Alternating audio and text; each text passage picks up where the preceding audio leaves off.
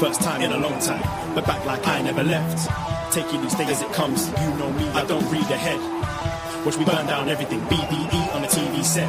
When I'm in control on the road, you can never really know what's up next.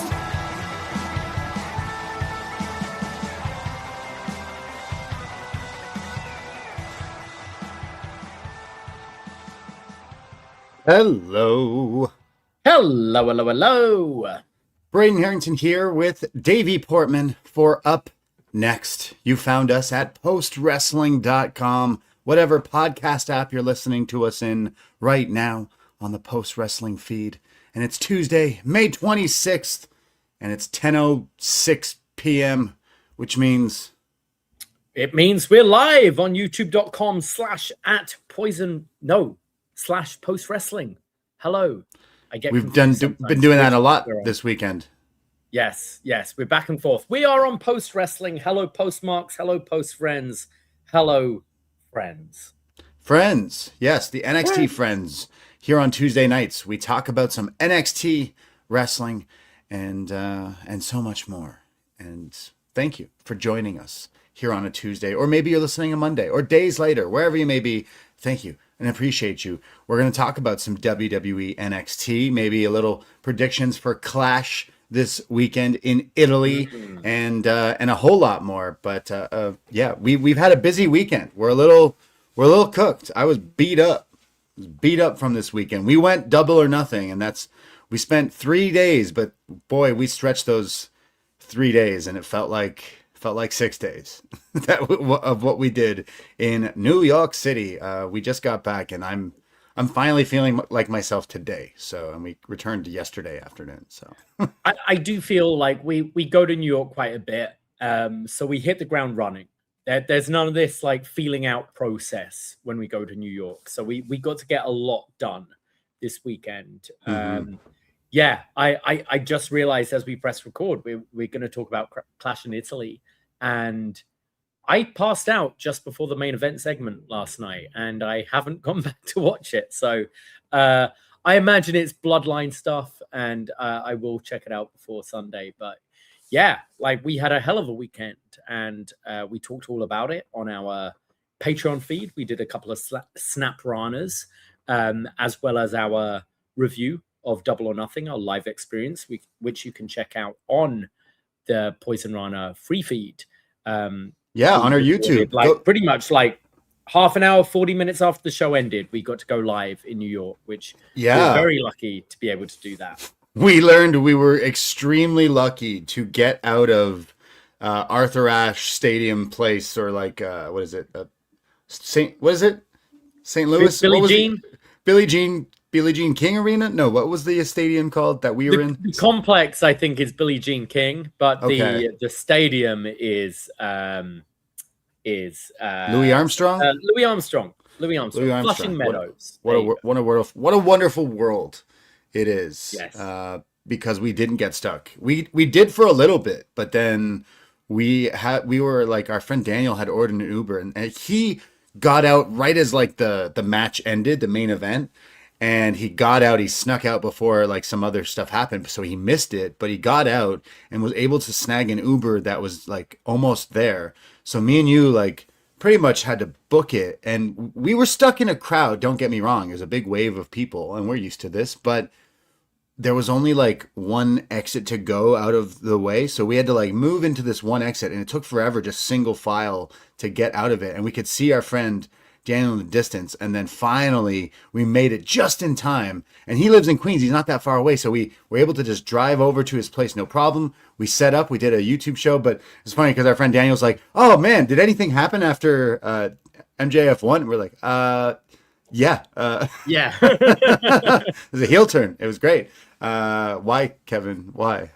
But we were so lucky to get out of that, because I saw afterwards, especially after we were kind of done recording our show, like so many people. So it looked like they closed certain gates, and the gates would also allow people to also exit, but those were closed because of some train was shut down. So Mondani's America, right? Is that he? I bet he was at the show. And he just got a lift out of there. But there's a Ricky Gervais joke about how I think it's the daddy long legs or a crane spider or something like that has one of the most deadliest venoms known to man.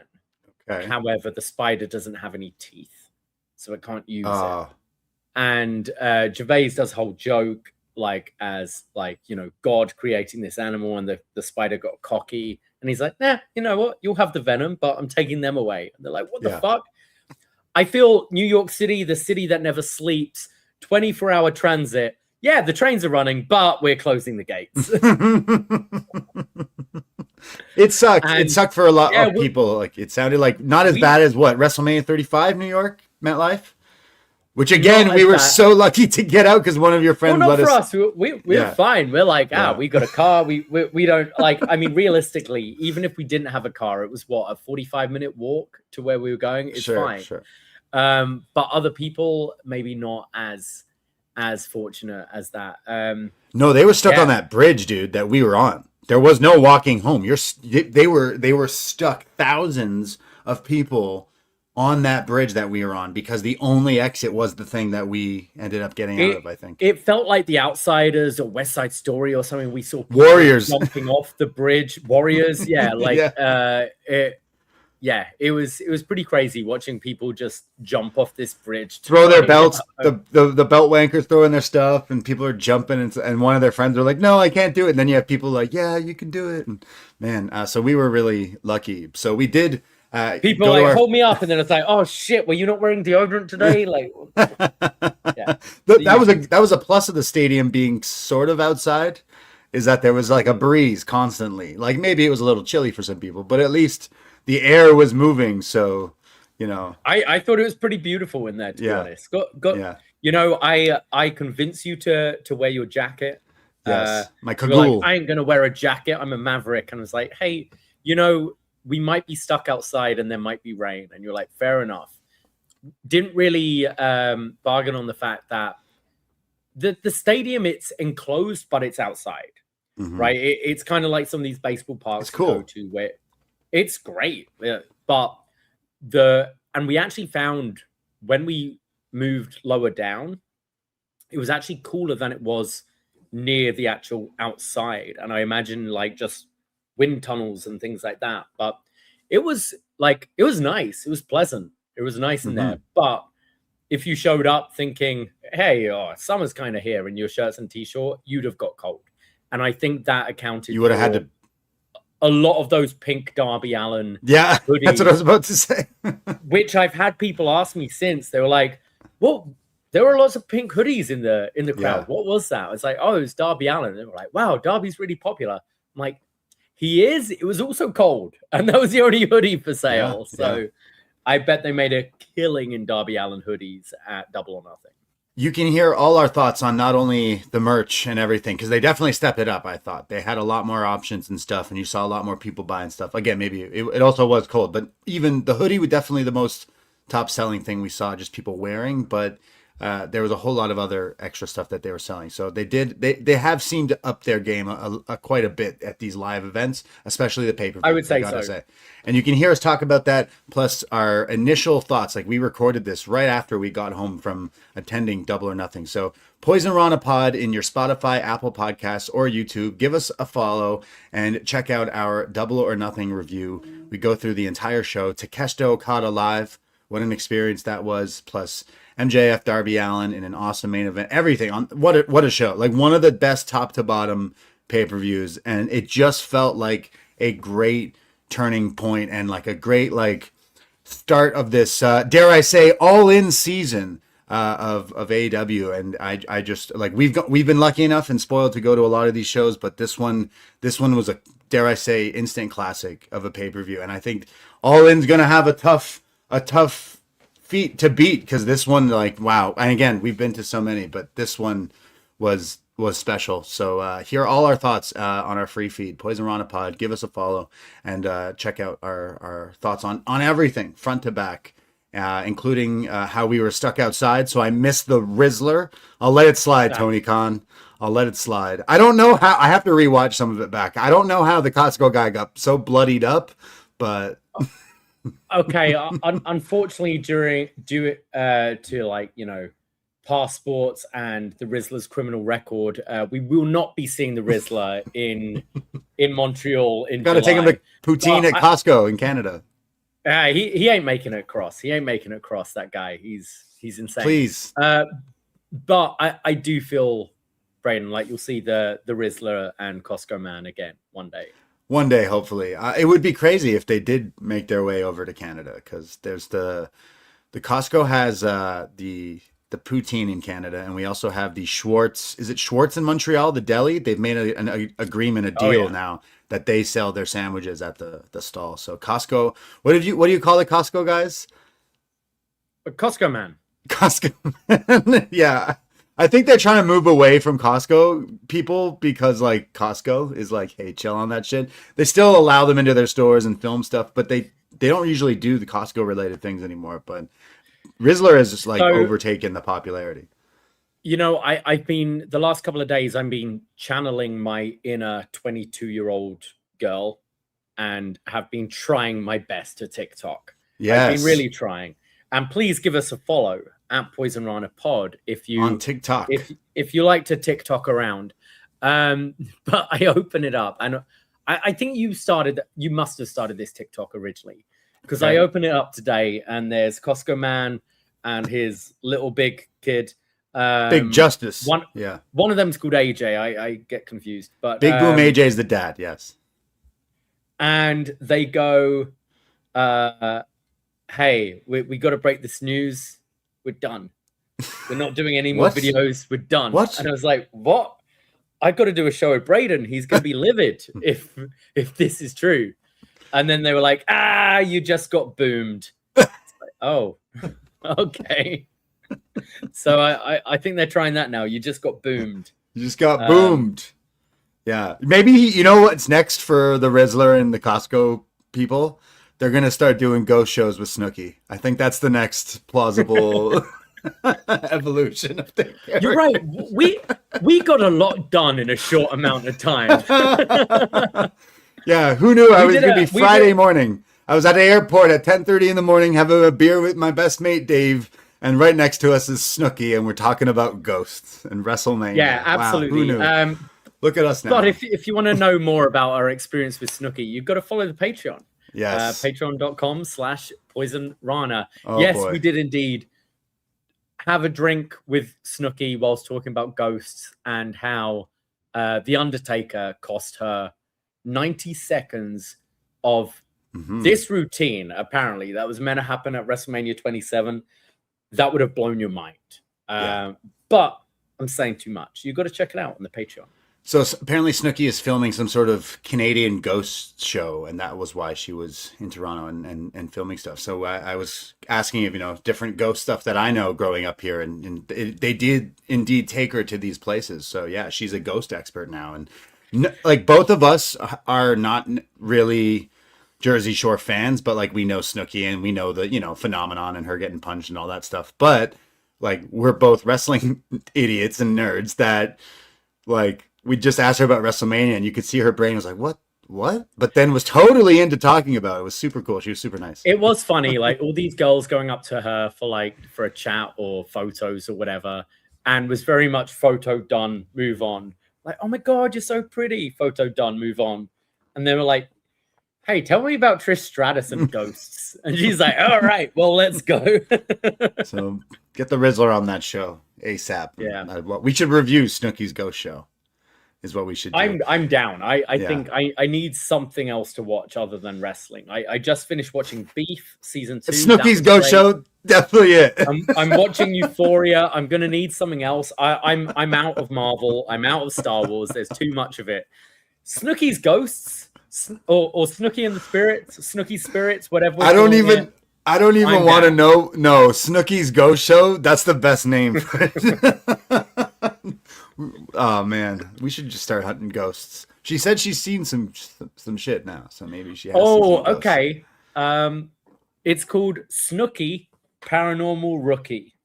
Ooh, nice. That is And pretty clean. it's Yeah. I don't think it's actually out yet, so that's Well, cool. she's filming it. Or maybe we're giving too much away for this, but she told us she filmed at some popular spots around here. The Screaming Tunnel in Niagara Falls, apparently, allegedly, Yeah. maybe.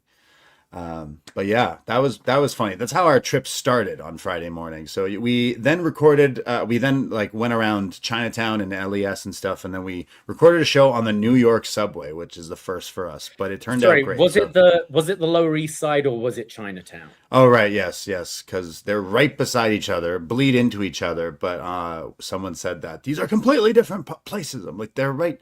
They intercept with each inception right there. Anyways, but check out our TikTok if that's something you use or not. Go check it out. We also post this stuff on our Instagram, and we're trying to build up our Poisonrana stuff. So if you listen to Up Next and listen to our NXT reviews, thank you. But we do so much more. Poisonrana.ca. It's easy links to everything. We're on Spotify, YouTube, and all the little likes and comments and stuff go a long way. So appreciate all the NXT friends, but the Poison Pals are really where it's at. So go check us out and give us a follow on all the platforms. And check out our Double or Nothing review and so much more. Our Patreon, we did do some Snap Ranas. We also went to a Broadway show. You took me to John Bernthal and Cousin, The Thing and The Punisher doing Dog Day Afternoon. And we loved this so much. And both of us had never seen this movie. The movie, we didn't even know about the movie with Al Pacino, so everything was new to us, and we love this so much. John Bernthal, amazing. We decided that's going to be our own review from the 6 this week on our Patreon because we have both never seen this movie. Al Pacino in his prime, Attica and everything. So Dog Day Afternoon is a movie we are going to be reviewing on our Patreon. That's right. We do so much more than wrestling. We're talking Al Pacino and he's robbing a bank and it gets serious. All right. In Brooklyn. Really excited to watch this and review it. Yeah, we both went into this completely cold and just went based on the cast. And I've heard of the film. I've never seen it. And it's Pacino, it's going to be good. I fucking loved this production on Broadway right now. John Bernthal and Ebon, what's his name? Ebon Moss Backrack as the two leads with From the Bear.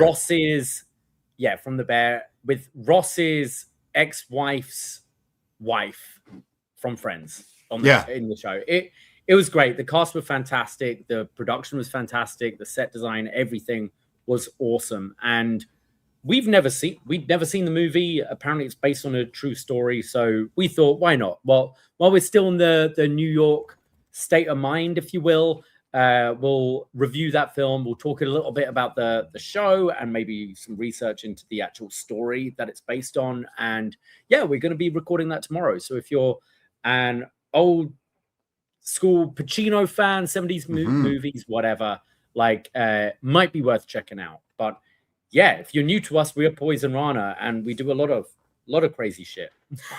Yeah, I mean it's a weird pick, but we just basically we were blown away with this production that we went to see in New York, and we've never seen this. I've been on a big 70s movie kick lately. I'm just obsessed with some of these, and this one is on my list, and now we've seen it play, but I'm looking forward to this. So we're going to review this tomorrow on our Patreon, but we do random movie reviews. We let people pick stuff who are our high-class patrons, our family members. Recently, David has selected Kayfabe, a wrestling mockumentary, which is a wrestling, I just said what it is, a wrestling mockumentary. It is one it says on the tin, but Kayfabe, it was a funny documentary, a fake wrestling mockumentary about a real sport. Or the other way around. You can watch it on YouTube, and it's great. It was hilarious from 2007, kind of like The Office, but indie wrestling. We reviewed that. Plus, we've done a Best Match Ever Hulk Hogan, Best Match Ever Hiroshi Tanahashi, and we're all over the place with the wrestling, the movie reviews, retro wrestling, pay-per-view reviews, and What's Next, where we go back and review old NXT, and we're currently in the summer, July 2014. So many podcasts. It's $5 a month to get a whole month's access. You can go through thousands of different posts. There's probably about less than 1,000. No, there's probably more than that maybe now. But I think there's we're so around many shows. 800 now. There's a lot of that's stuff. crazy. Yeah. Lots of wrestling, lots of movies. So yeah, check us out. But if you're like, you know what? I'm not sure of these guys. I don't know. I don't know if I want to spend that $5 right now. Times are hard. I get it. like and subscribe our free feed, Poison Rana. Just search Poison Rana wherever you get your podcasts. Look for the frog. We do a weekly live show where we go through the current news in wrestling, the current events going on in wrestling. We'll talk about AEW Dynamite. We'll talk about SmackDown. We'll talk about the PLEs. We just did, as we mentioned, our post show for Double or Nothing, our live experience. Literally like an hour or so after this event finished, we managed to book it out of our Louis Armstrong Stadium to record this show. That's up on there on that feed. And then I think we've decided this coming Monday around 1 p.m., we're going to be doing our Clash in Italy review. Yeah. I actually, I was a little wrestled out from this weekend, a little beat up, and it was a glorious day yesterday and today. So we kind of spent it outside. Summertime finally here in the city. But I kind of do want to check out and prep for the Clash, because I have to see what the full card and everything is. But we will review it this Monday, 1 p.m. on the Poisonrana YouTube. So again, follow the feed and catch us. The audio will be up later Monday afternoon. So yeah. We also have a bunch of our older Patreon stuff on there, so you can check out some of our movie reviews, some of our best match evers, like little samples if before you make the leap. Yeah. Absolutely. We have so many free shows and stuff as well. So again, appreciate any of the little support. It goes a long way. All the NXT friends worldwide, you can become a Poison Pal by just following us, please. There's some other news actually that's kind of related to NXT. We've been doing this show a long time, and there's two names that popped up in some wrestling news today that I thought was quite interesting. Yeah. Nikki Cross and Big Damo acquire Progress Wrestling and Defy Wrestling. Wow. What does this mean for Progress? Now, Progress kind of, I don't want to blanket statement here, but I think I just might. Progress lost its like cool factor when like A, maybe speaking out happened, and B, the creator or owner, I guess, Jim Smallman, who works for WWE now. He's been working for WWE for quite a few years now. He's a talent scout. He's incredible at what he does for sure. But he kind of left Progress, and since then, I think it's not quite the indie promotion that it once was. That was like acclaimed and maybe traveling worldwide and the hot indie product. Now, of course, this is years ago where indie wrestling has changed, especially since like the inception of AEW and everything like that. But I think this is something new and refreshing that could help maybe this, and not just for this indie promotion, but maybe like British wrestling. Wrestling is hot right now. Rev Pro is doing that big show before All In the summertime, and maybe Progress wants to get its luster back and rebuild to kind of maybe where they once were. So Nikki Cross recently gone from WWE, but Damo's got one of my evergreen tweets where it's like, wrestlers are just stupid. I don't know what to tell you. Always go back to that tweet. I love that tweet. So what do you make of this? Am I kind of like, I think I that's how I feel. Like Progress is definitely not what it was when indie wrestling was really the only alternative. But and you're a Brit from the UK. Like you went to a lot of Progress shows in that hot era, right?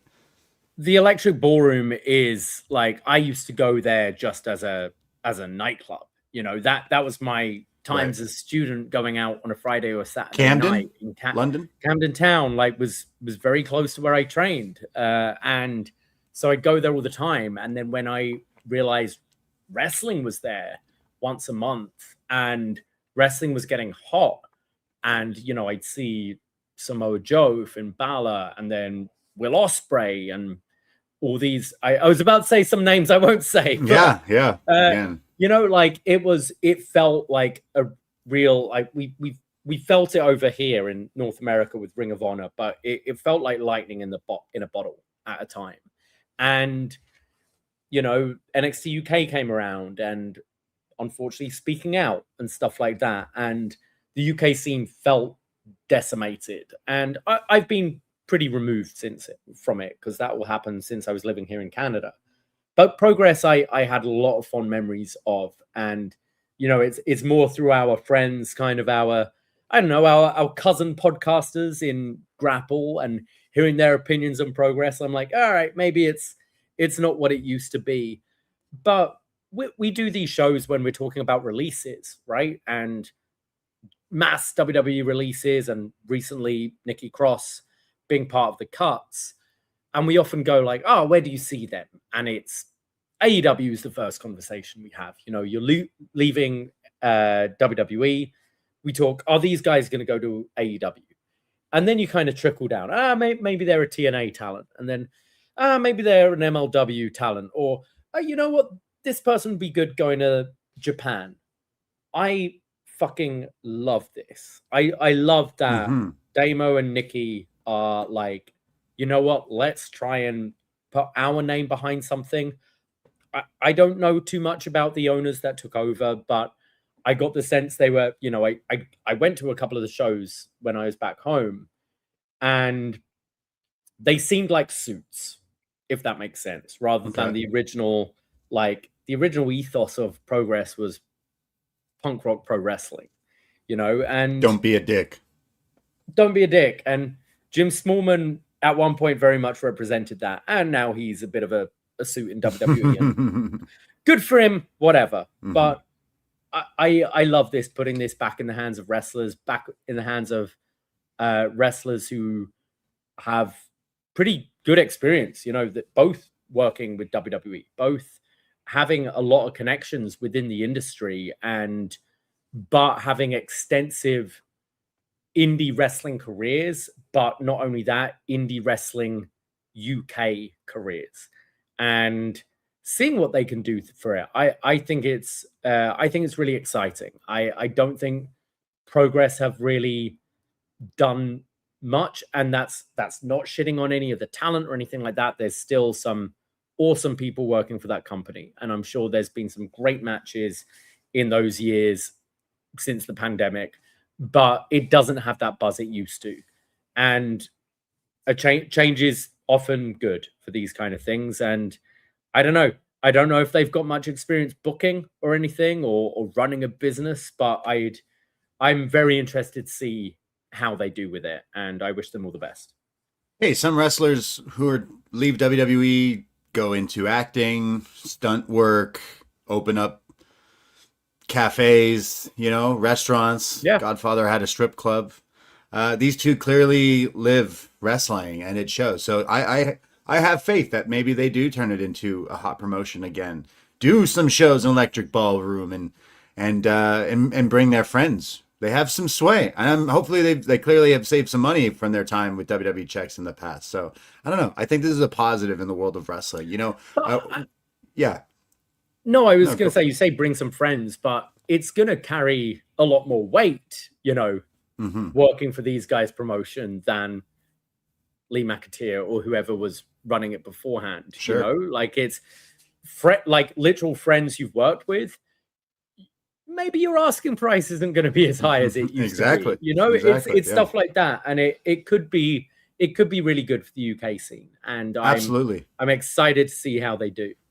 Absolutely. As we always say here on upNXT and on our Poisonrana pod, support indie wrestling, support your local indie wrestling, go to indie.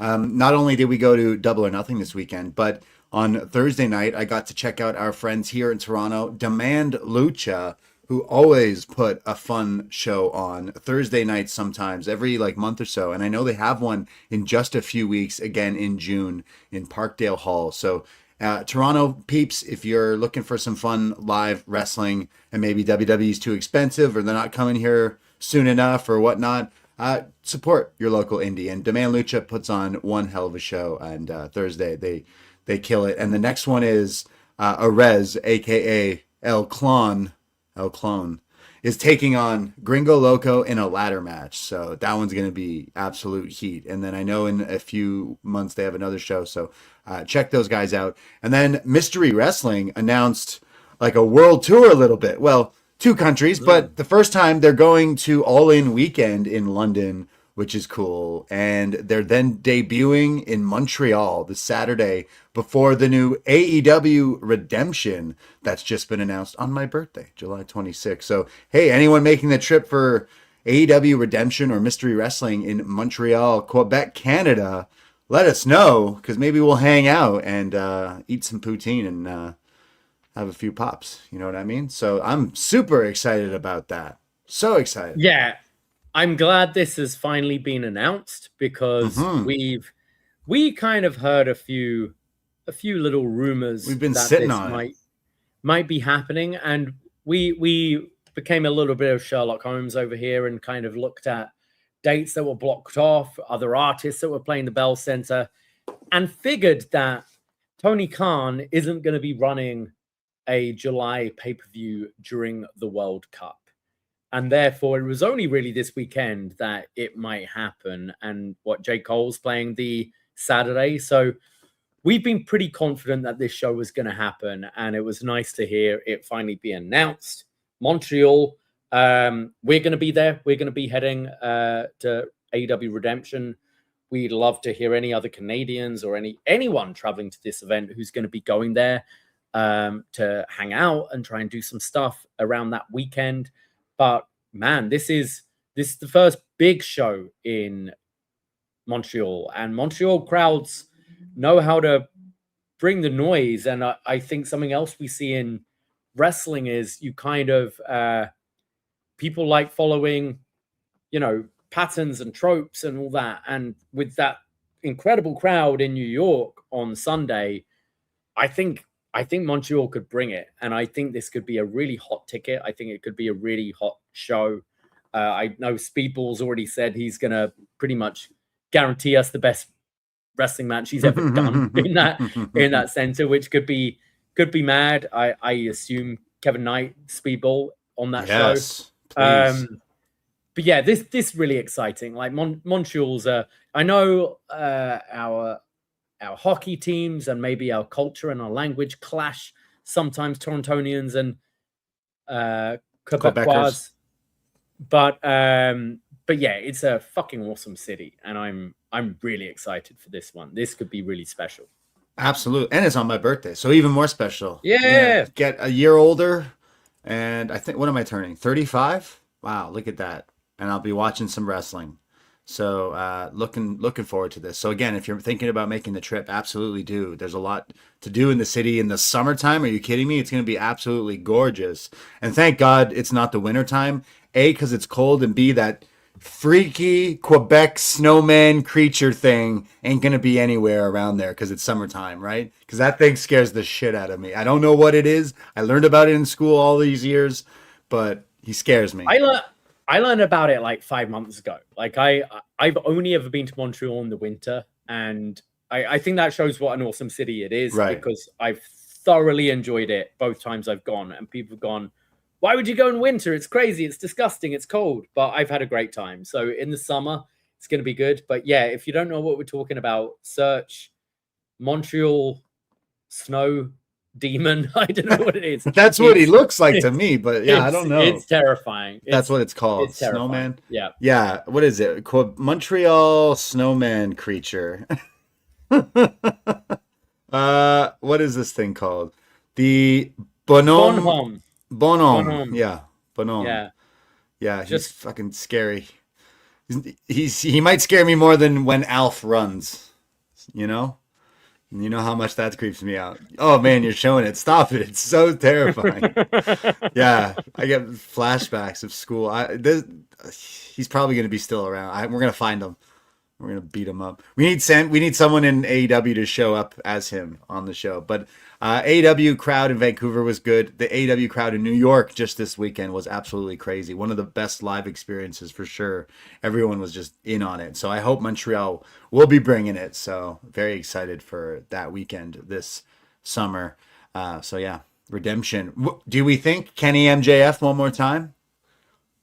Is that the call? I feel like I'm thinking of the name of the show, and it's like, this sounds like it's AEW's Fast Lane. It's Roadblock. It's the final stop before the big show. And Redemption, it's people trying to redeem themselves. So I do envision some like last chance matches, some final title matches before All In.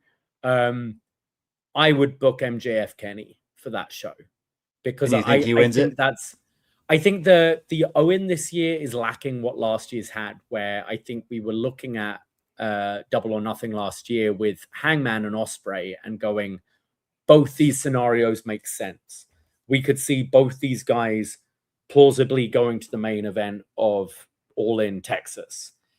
This year, like, we've pretty much booked the whole thing. Like, I think you look at that bracket, and unless there's some major swerves, pun not intended, but you see what the final is, right? It's going to be Swerve and Ospreay, with Ospreay winning. But the more intriguing factor is, who is Ospreay's opponent? Is it MJF? Or logically, the only other opponent is Kenny. So that is the match I'd book. I'd put that match as your headliner, and I'd put Kevin Knight and Speedball as like your like secondary main event. And I think that's a solid 1-2 for that Montreal crowd. I mean, that would be insane. And then Cope and Christian and the Bucks. There you go. Absolutely. Yeah. I was just about to say, and then plus Edge and Christian, like, or Cope and CC Canadian Club.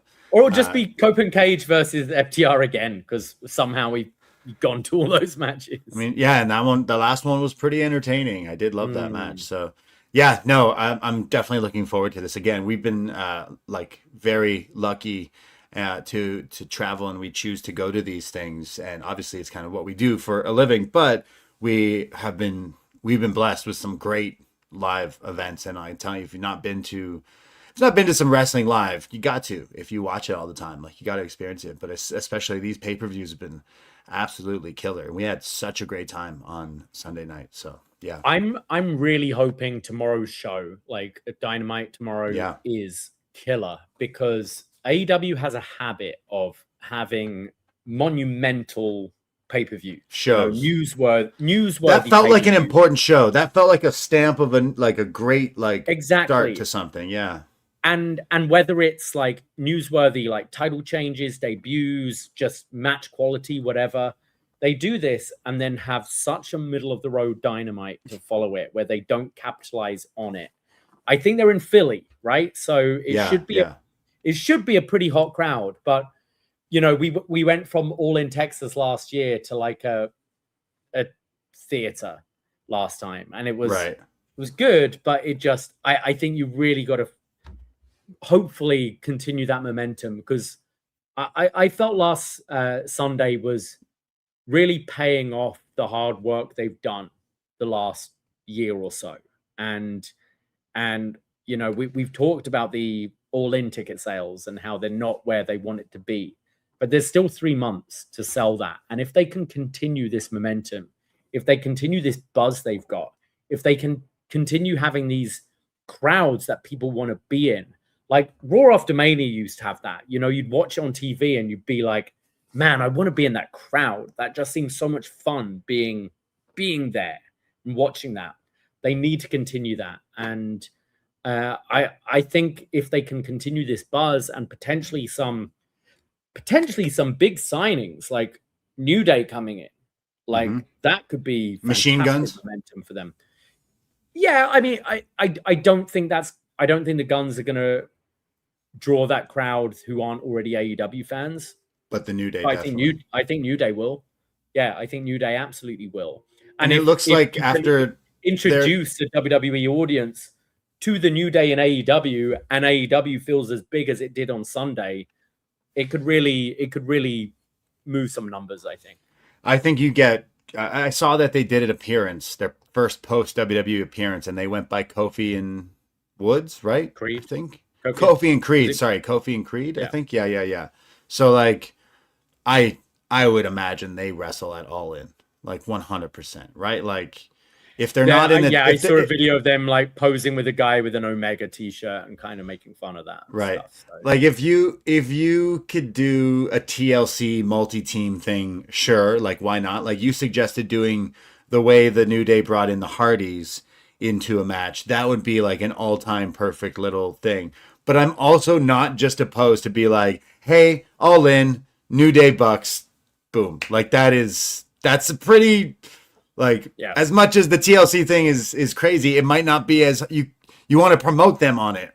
So like, that might boost ticket sales, right? So like that is the dream match, if you will. But man, it feels like they're cooking right now. The wrestling, the matches, the quality of matches and the stories, right? Like I recently rewatched just today the Okada Takeshita match, and as I was eating lunch and stuff, and as I loved the match, like 5 stars. Oh my God, love the match. Hopefully one day we get one down the line, but it looks like we're going to the triple threat at All In because the after match thing with Kyle Fletcher, like I loved this so much. This is heartbreaking, and now I'm pumped. So people love the storytelling. It's like, man, this story is awesome. These two loved each other. These two were like best BFFs, and look why, Kyle? Why did you do that? So that's a big thing. That's a big hook for me right now for tomorrow's Dynamite is the classic Kyle. We hear from Kyle Fletcher, I think, or I think he's doing a sit-down interview or something. So you're right. They do need to deliver tomorrow night. They have a sit-down interview with Fletcher and Don Callis. They have, it's a 3-hour special again. Okay, so it's the Dynamite Collision thing. But Jericho and Ricochet, everyone banned from ringside. MJF celebration. I imagine that starts the show. Statlander, Hikaru Shida in a street fight. Is that all that's announced? I wonder if they've added some more stuff, but they do need to put on a banger show that's just after the pay-per-view. So, and I think they will. They've been on a hot streak right now. Been really loving it. So looking forward to it. Absolutely. Yeah. Well, again, check us out if you haven't at Poisonrana Pod. But we are here to talk about some NXT wrestling. So let's do that. I've been liking NXT. It doesn't feel necessarily where it's like, oh boy, it's NXT again. Better get ready. Now I got like new characters. We got shout out Mason Rook, Chubby Boy Stay Up. We got things popping off again on Tuesday night. So I'm happy. I'm finally like feeling like the old NXT, in with the new, out with the old kind of feel. So there you go. That's honesty. You hear it the last few weeks. We're like, hey, there's some good wrestling and some good stuff, including tonight. WWE NXT from May 26, 2026. The opening match, Kelani Jordan versus Wren Sinclair. And Wren coming off the recent knee injury where Kelani is like, okay, you're back, but face me in honor of Kendall Gray, who's been kind of chasing for the title, but then Kelani was, and they had that match and stuff, but they're still kind of feuding. So Wren is stepping in here saying, I'll face Kelani as well. So that's how we got here. And as they're both in the ring for this match, before the bell can ring, Kelani attacks her, clips the knee, and starts beating down. Wren eventually starts to fight back and gets a very nice Fujiwara armbar, wrenching it in there. Eventually hits a few suplexes, gut wrenches, and then, or gut wrenches, right? And then the Kelani, is that why she does gut wrenches so much? That's probably why I just clued that in. So there's like these knee attacks where Kelani starts to kick out her knee and sets up for the one of a kind, but Wren moves out of the way and turns it into a crucifix for a very nice near fall here. Kelani then gets a great regal stretch or STF type move, but eventually Wren gets out of it and then turns it into this great like sharpshooter or lasso from El Paso kind of move. Lasso from El Paso, like bending backwards almost, very Eddie Guerrero-esque. And Wren taps with a bit of a crossface. Yeah, it was interesting. It was really cool here. Wren taps out and Kelani stands tall and kind of laughing in their faces as Wren is in agony and has to be checked on by the doctors. But yeah, a fun little match here where Kelani, we've seen the attitude, and since this heel turn is definitely stepping up, and I think the right person won. I don't know if Wren necessarily right now needed this with this feud with Kendall, meaning, right? Yeah, like Wren is someone every time I watch, I wish they were giving more to. She's very much in this role where she's a a popular underdog, Yeah. but ultimately enhancement talent. And I thought it was a good match. I think Wren's a great worker. I think Kelani's come such a long way and is like, I want more for her. Like, I do think she should be the one to take it from Lola down the line and should be in that mix before, I guess, Kendall chases her. Maybe I've just been watching too much like Death Riders stuff recently. But I just feel it should mean more when, you know, Wren is essentially like, she's NQCC, she's Wren QCC. She's meant to be a bit of a submission specialist and she's getting tapped out here. And I think they could have drawn more focus to that's the story.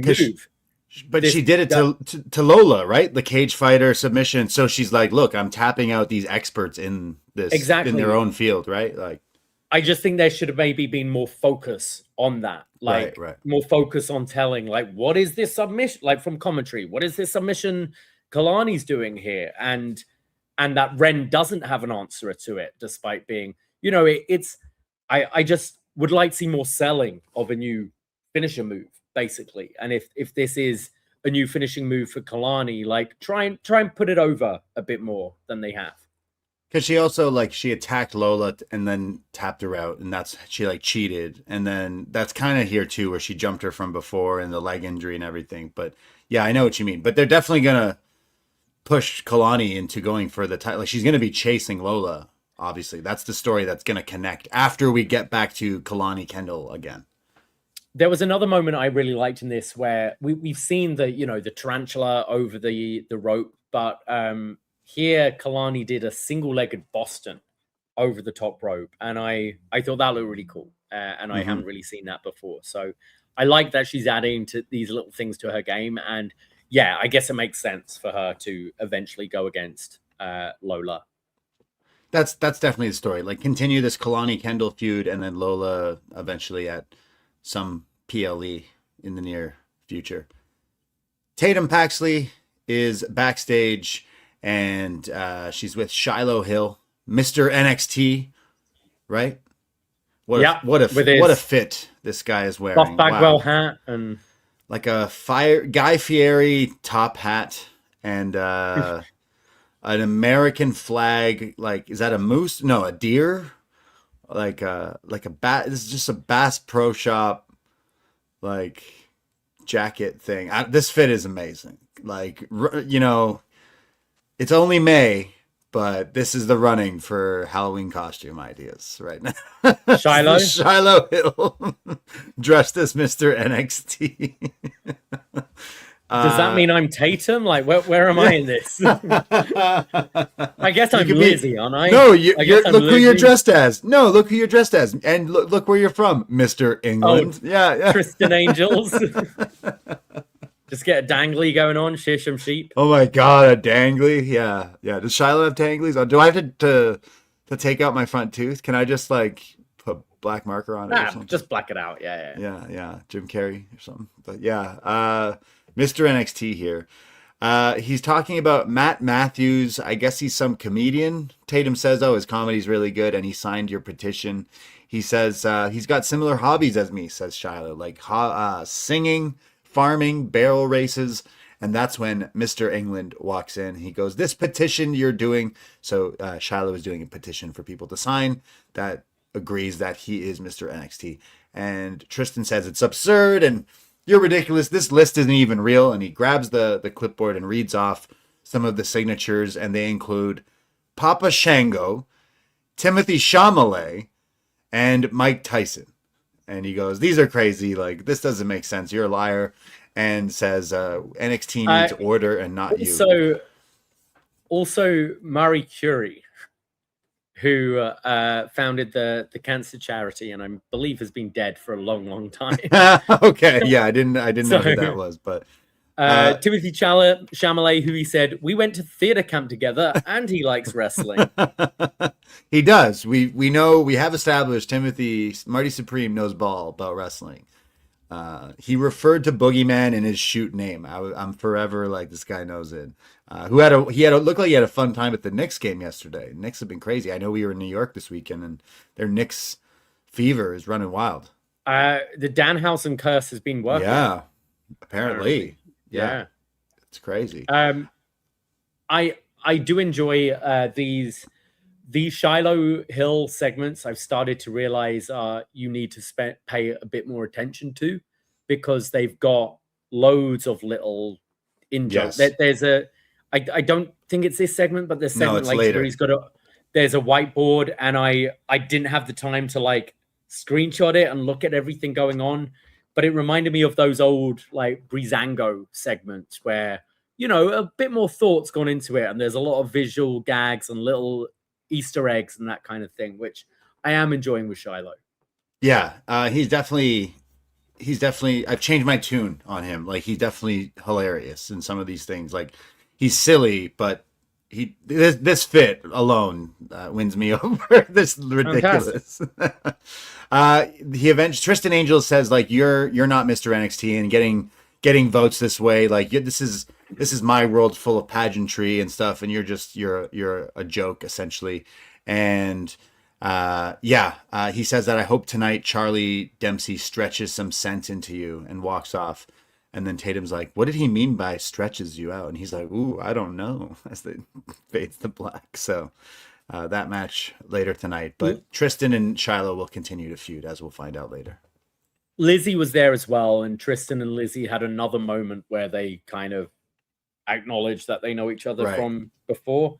It kind of reminds me of when you move from like primary school to high school or whatever, and there's a load of new kids, but then you've moved up with some of the people from your old school, and everyone's trying new fashion things, and it's like, oh, Lizzie, you dress as a metal rock chick now. It's like, Tristan, I remember when you sheared sheep. What's with that accent? Why are you wearing that? Like, it's trying to reinvent themselves, but there's clearly a bit of history there. It's nice little like subtle things they're putting out. You think that Lizzie could be a Ms. England down the line? Maybe they could pair them? Potentially there was a day when they might have, when they were a bit closer, but I think they've both gone in different directions, Right. Well, we go to our next segment. Dark State come out without Saquon Sugars, obviously, after they kicked him out of the group last week.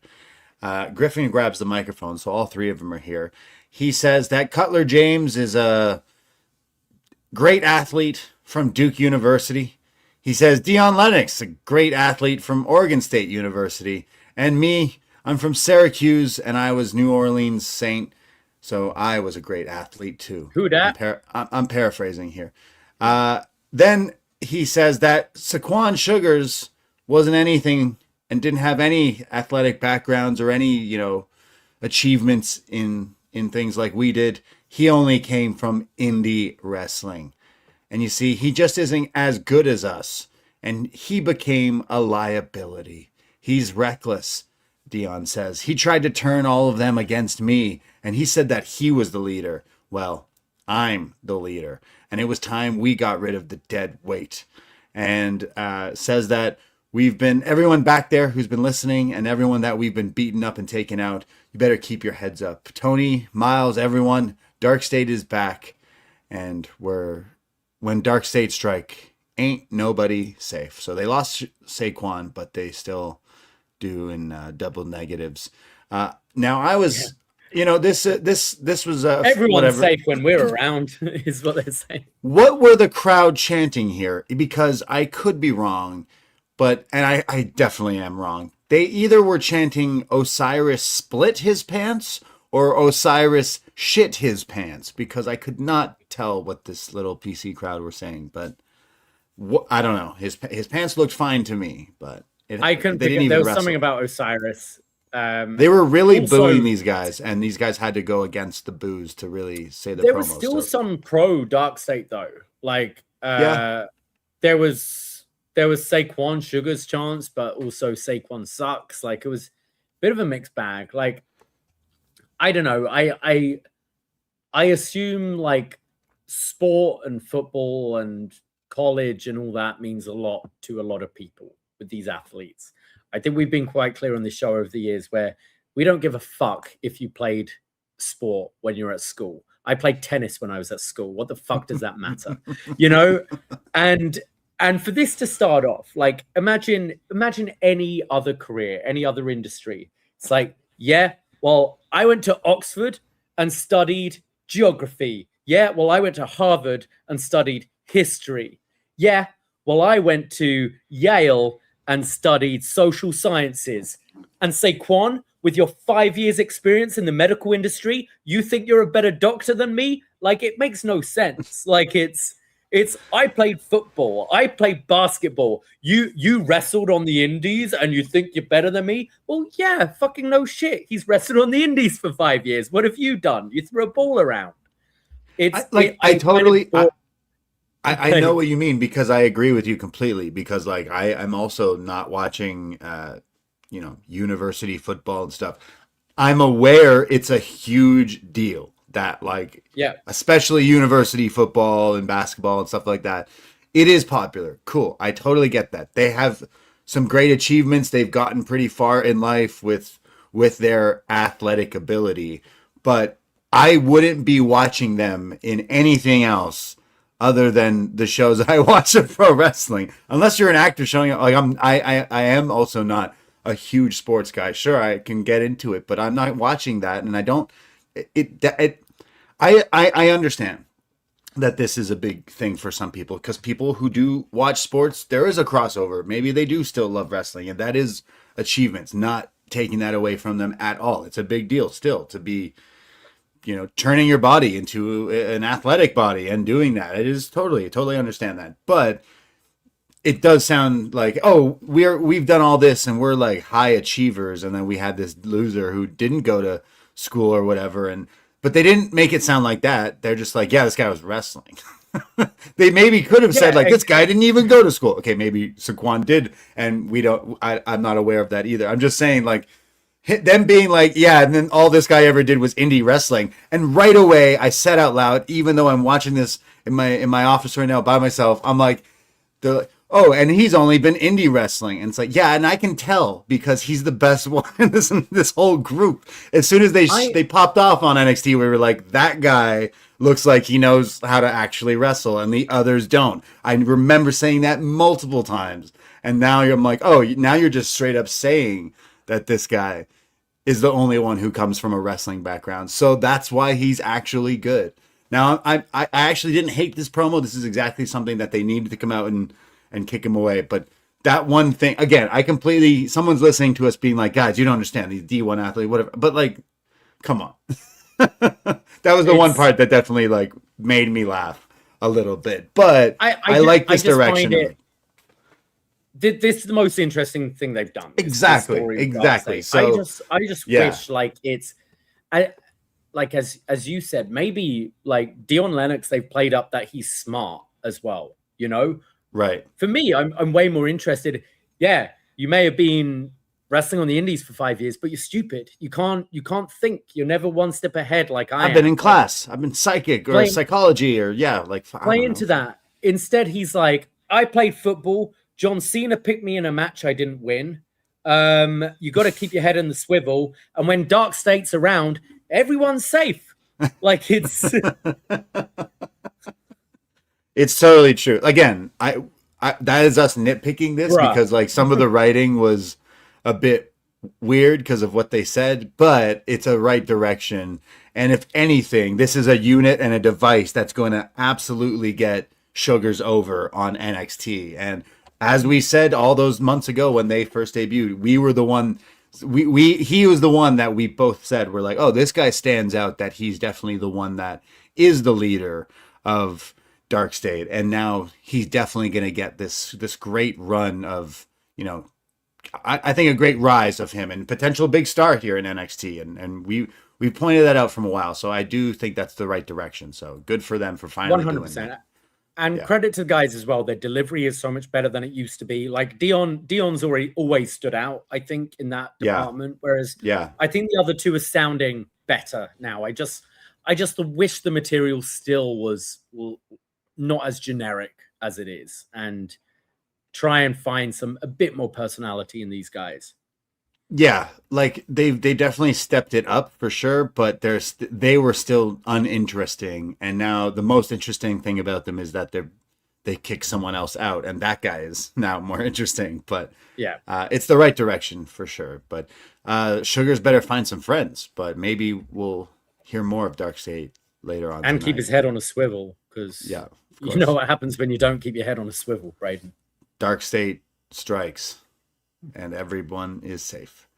So Wren, well, that's Sugar's used to be the one that used to say "bruh" on site. So watch him keep like that. They were all saying it, yeah. Bruh. Wren and Kendall are backstage with a doctor, and she's being checked on. And Lola Vice, the NXT Women's Champ, walks in and says, "Stay positive, mama." And Callie Armstrong comes in, laughing and mocking Lola and Wren and Kendall, and says that she's going to keep an eye on Lola's title match tonight. And Lola says, "Oh yeah, take notes," and says, "Add her to the list of girls that I want to knock out." So Callie versus Lola, maybe soon. Lola had a pretty funny throwaway line here, because she's like, "Hey mama, keep your chin up. You did well out there. Try and stay positive." And then Wren and Kendall were like, "Yeah, and then both of us are going to be champs. We're going to be double champions." And she's like, "Mama, that's too positive." Yeah, not that positive. Yeah. Just, not that positive. Get back to action, but yeah. Mama. We go to the speed tournament. Let's get speedy. You know what? This was a pretty good speed match. You know, cherry pick here on Up Next. This was my favorite part of tonight's episode of NXT. A 3-minute match that if you blink and you miss it. But this is as they dubbed it, the International Speed Tournament, because they got people from all over. It's like the World Cup of 3-minute wrestling matches on NXT. I actually, you say that, but I think that is something they're trying to angle for moving forward, because we had the flags in the crowd for all these matches tonight. Right. Speed. So we have Sean Legacy, and they have a little American flag. They say he's age 30. He's had 9 years of experience. My one gripe of this that I loved, but if going forward, just do a little tail of the tape thing. Be like where he says America, but explain, where he is and so forth, and maybe some other things, the finisher or, something along the lines of the speed thing. But I do love it. So that's just, they could add even more to it. So Sean Legacy representing, like these extra details. It's it's like when SmackDown first became its own brand, and you'd have not just the Matt facts, but I love Matt facts, yes, that kind of things. I like it. I like it as a little. Yeah, I'm not asking for Matt facts. I'm just asking maybe just a little, the tail of the tape, signature We're only moves. Going to see you wrestle for 3 minutes, so tell me a little bit about yourself. Yeah. So Sean Legacy from America and Dorian Van Dukes representing the Muscles from Brussels, right? Brussels. Oh my God, my geography. What's the country? Belgium, of course. Wow. I'm a huge Jean-Claude Van Damme fan, and now a Dorian Van Dukes fan, but I should be ashamed. So Sean Legacy versus Dorian Van Dukes.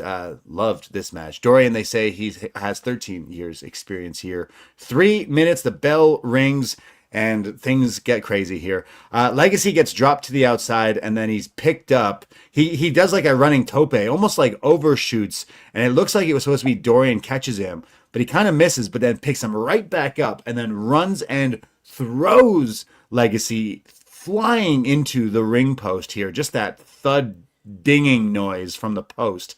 Ouch. He then throws him back in the ring and hits a springboard leg drop into the ring for a 2 count. Then Legacy starts to fight back and does a flying enziguri and a sliced bread, but it's a 2 count. They get up and Dukes hits this lariat and then a tiger bomb into a throw. This guy's jacked but does cruiserweight stuff and then suplex throws he's a beast. There's then Legacy who fires back with this flying tornado DDT. There's now 1 minute left. This match is crazy. There's a flying Frankenstein, an avalanche Hurricane Rana from Legacy, and then a springboard 450, but Dukes gets the knees up, and then does a flying clothesline, but in midair, Legacy drop kicks him. There's 8 seconds left. There's a Spanish fly off the top, but the time limit runs out, and they say that they are both eliminated because of a time limit draw. Neither of these men are going forward in the speed tournament. So they're upset, but they shake each other's hands. Sportsmanship here.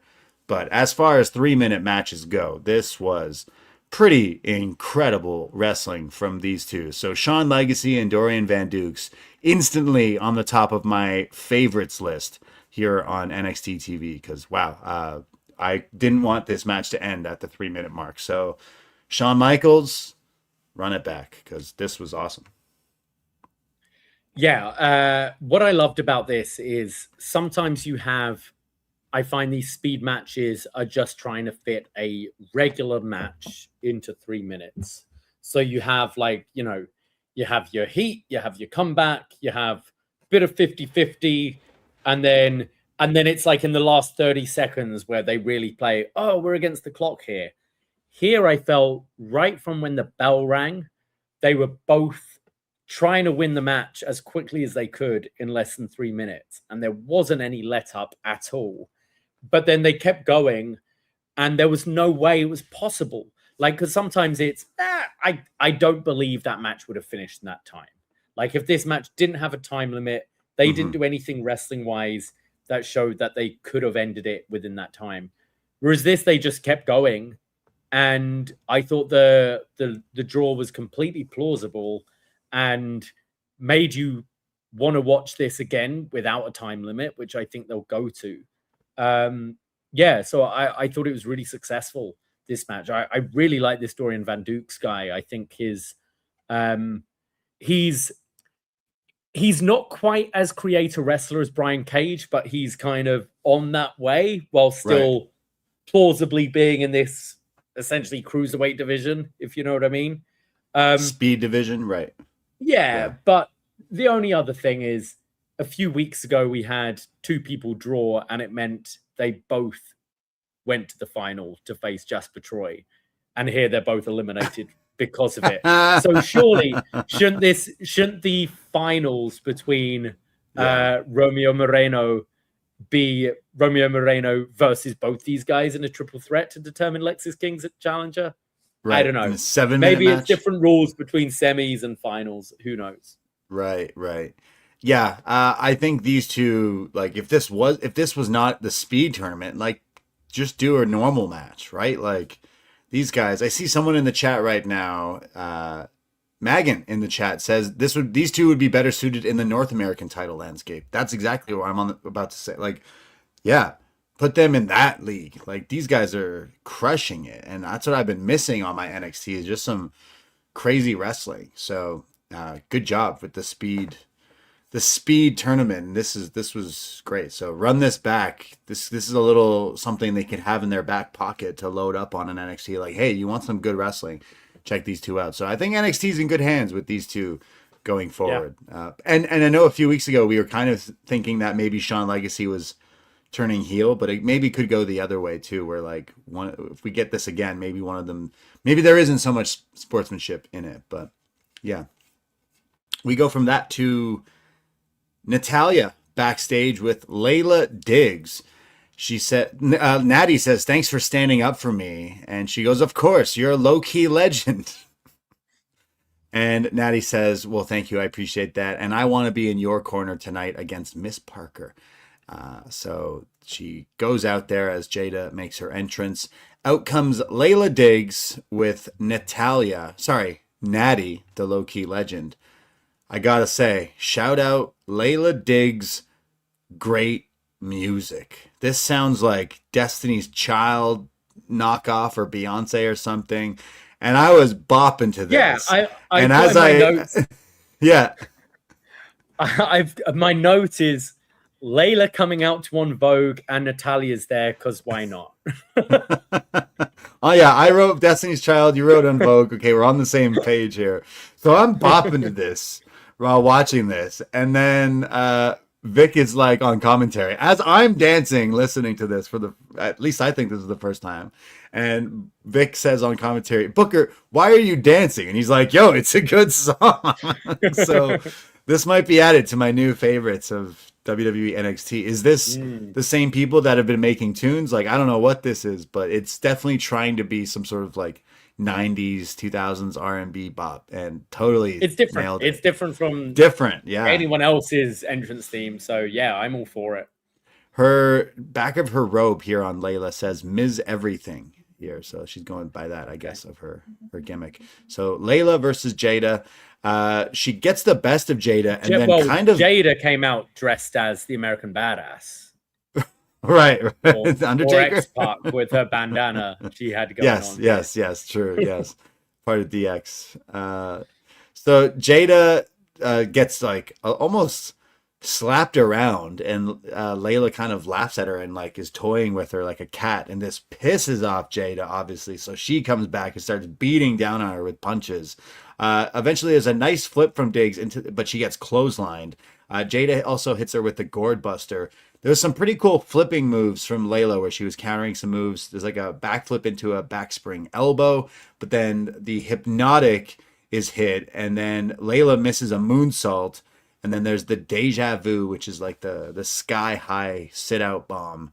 And Jaida Parker gets the win. And then as she celebrates, the theme song plays, and the crowd have now started chanting, Jaida Parker, don't play that shit, which is her new chant, I guess.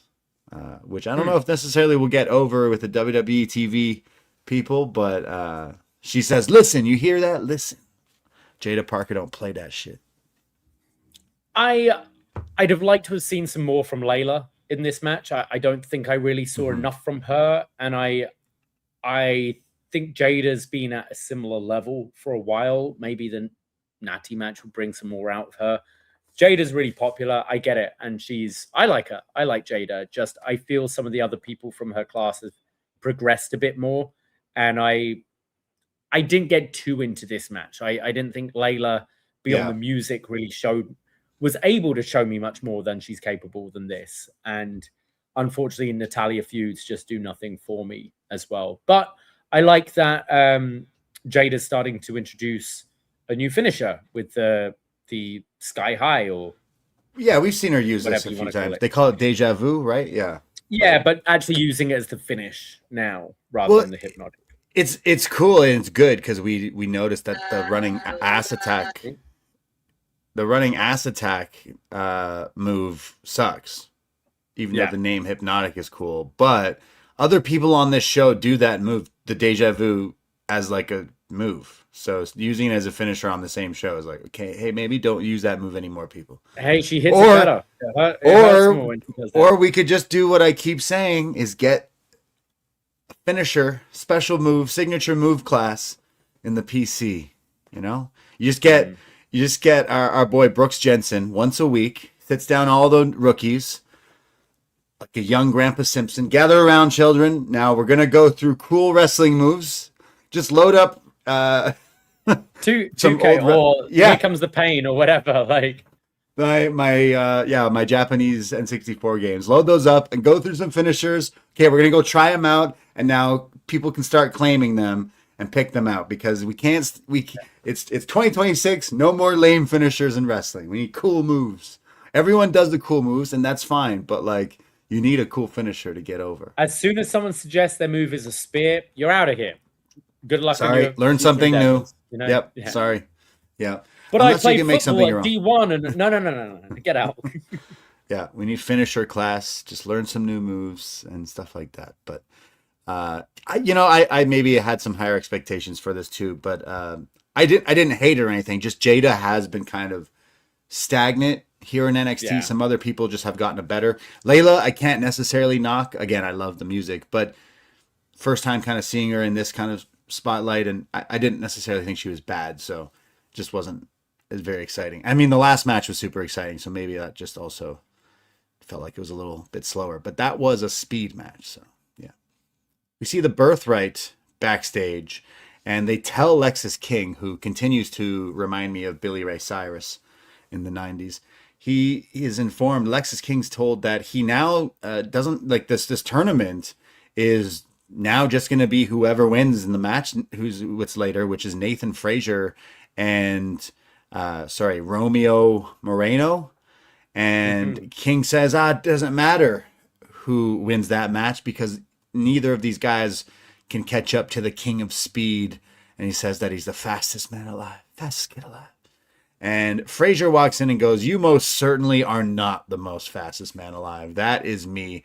And he says, that's like comparing a cheetah to and then he points at Ariana Grace's cow-inspired dress that she's wearing and goes, that's like comparing a cheetah to a cow.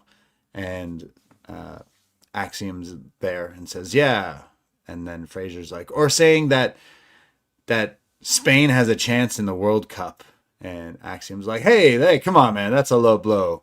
And then Frazer says, well, okay, England's not going to do too good either as they walk off. And then you can kind of hear them say, hey, what about France, though? And then they walk off. But is that true?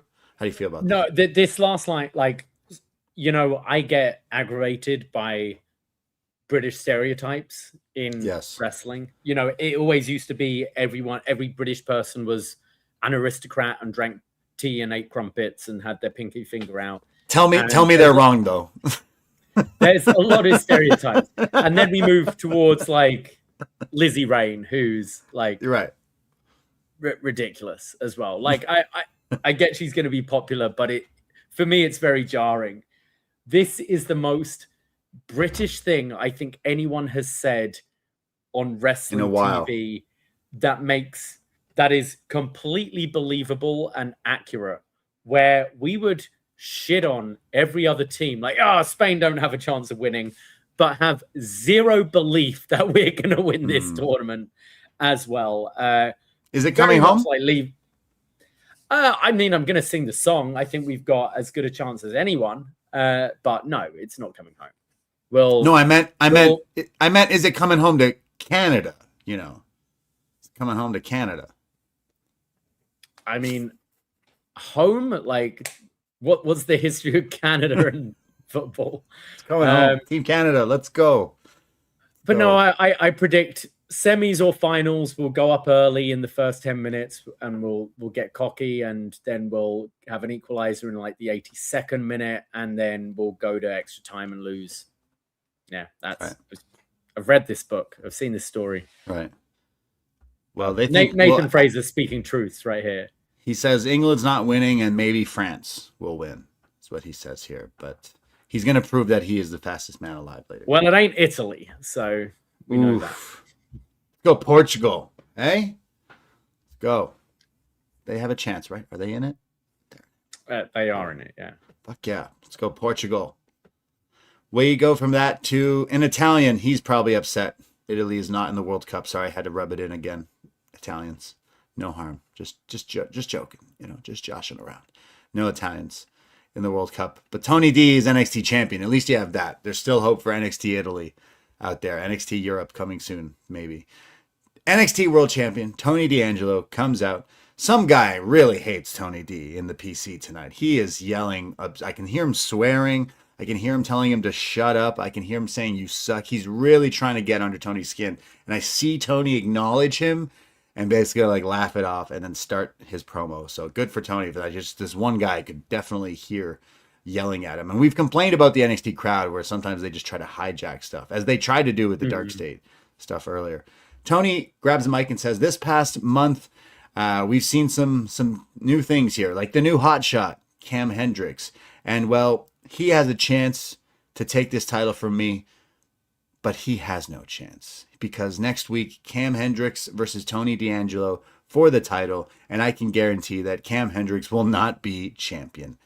But enough about him because that's light work. I want to talk about someone who's appearing in my space lately. It's time we come face to face, Naraku. So out comes Naraku. His music hits, looking good. Naraku Sky, I should say. Congrats. And he says, I'm out here to keep your title safe. And Tony's like, excuse me? He goes, I'm here to make sure you are champion. He goes, I have a hard time believing that. It kind of looks like maybe you want to take this from me. And he goes, yes, I want to make sure you are champion so that our destiny is to go to war. And that's when they're interrupted by Cam Hendricks, who comes out. He says, cut my music instantly, even though my music clean as hell. I got a great laugh from myself. His music is good. Cam says, yeah, well, it's my destiny next week. I've been through everything, and I'm finally here on NXT, and I'm going to get that title next week. I will be champion in such short time. And Tony calls him cocky, and he says it's not cocky, it's confident. And Tony then like schools him and says, you've been here for like a cup of coffee. It's not about the parties and all that. It's about sacrificing everything to be the best and to be champion. And you haven't earned anything, and you haven't done a single thing here yet to even earn this opportunity. And the only way you're getting this next week is if you rip my heart out. And he goes to attack Tony, but Naraku saves him and then bows to him. So next week, Cam Hendricks, Tony D'Angelo for the NXT championship. But we got Naraku as the big heavy for Tony D'Angelo right now. We're skipping the whole, like, let's be your bodyguard and your friend, and then we break up, and then I challenge you for the title. It's straight up, I'm going to be your friend until we face so I can take the title. So there you go. Yeah, he's like, hey, I've got to beat a name for this title. I ain't beating Cam Hendricks for this NXT title. I also found just Naraku Evil's just pose here throughout the whole time. The hands on hips. Like, what do they say? Funny. Serving cunt? Yeah, something like that. I think that's what he's doing. The blonde extensions looking good with the all black. I never said he wasn't stylish, okay? I just said his wrestling was pretty poor. It's interesting. I didn't think he looked bad in that first match against Lindsay. I don't think it's been the most interesting stuff they're doing. Mm-hmm. Like, he's, trying to do this, I'm protecting you, but actually I'm going to go for it. But haven't